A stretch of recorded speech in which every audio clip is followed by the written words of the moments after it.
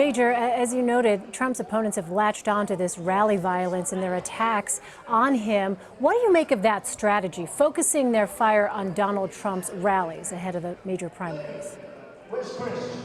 Well, I think it's more organic than strategic, Elaine. The Trump campaign knows that its rallies, by and large, up until the last 2 weeks, have been peaceable with protests, but those protests and the protesters have been dealt with very little rancor. Occasional uprisings, but very, very mild when compared to what we've seen for the last week and a half. So the Trump campaign instinctively believes that its supporters will look at this and say, hey, something is different. What is different? Disruptors, agitators, protesters, that different. They're more organized, they're more passionate, they're more eager to try to shut down the Trump message. So from the perspective, and I mean this specifically, the perspective of the Trump campaign and its supporters, they see this as a time to rally around Trump. And that's likely going to enhance his likely turnout in Missouri, Illinois, and here in Ohio. And I talked to several Trump advisors over the weekend who said, we don't know exactly where all this is going to go, but we know for a fact this will fire up our supporters and make them more, not less likely to vote on primary day. Let me ask you about Marco Rubio. He is 24 points behind Donald Trump in Florida, according to a Quinnipiac poll out Monday. The state is winner take all, so what is next for Rubio if he gets none?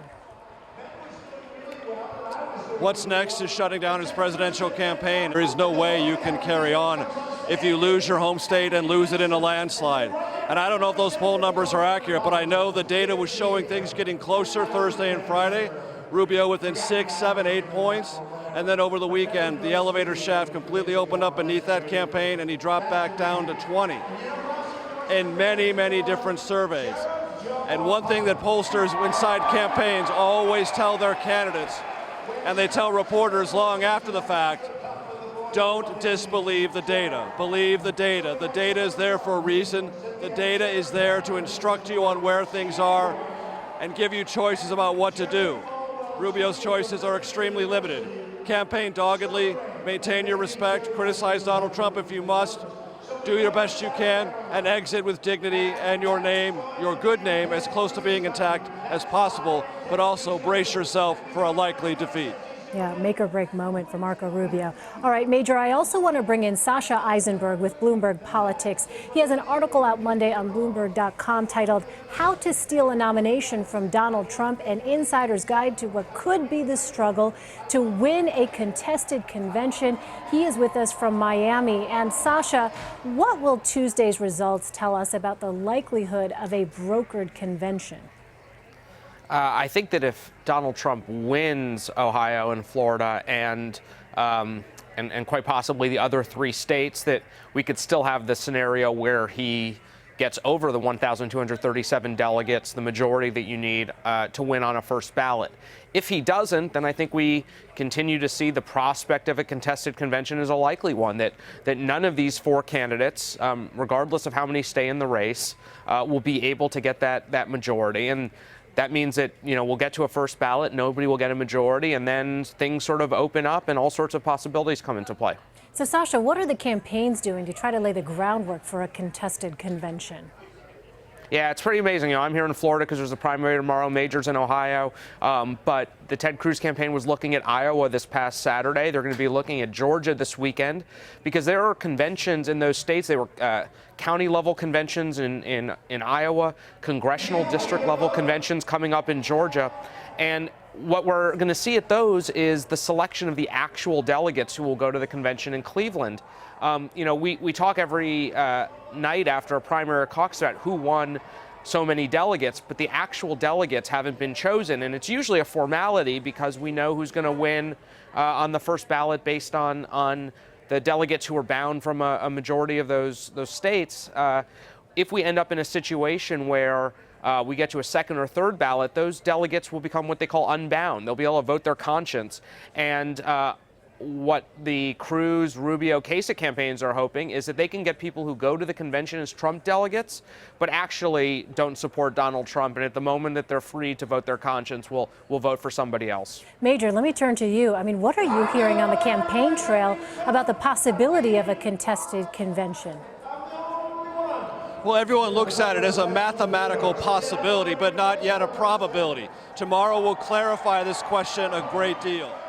If Trump wins Ohio and Florida, he moves much, much farther down the road to securing a first ballot nomination. He doesn't wrap it up, but he moves very, very much closer. He will have endured a week ago, not this most recent week, but the week back, establishment of the Republican Party rising up against him, personified by Mitt Romney, but many other voices.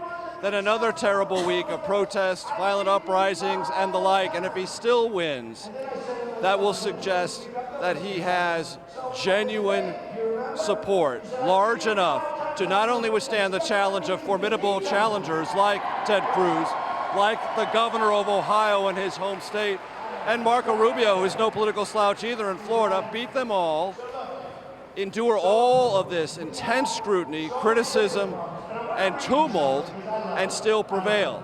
That will suggest to voters in contests yet to occur, the Trump factor is real. It will only increase his momentum and the likelihood that he becomes the nominee. John Kasich has told me for 2 weeks, face to face, if he wins Ohio, this convention in Cleveland will be brokered and contested, and he'll be the reason why. We will have to see how that math adds up.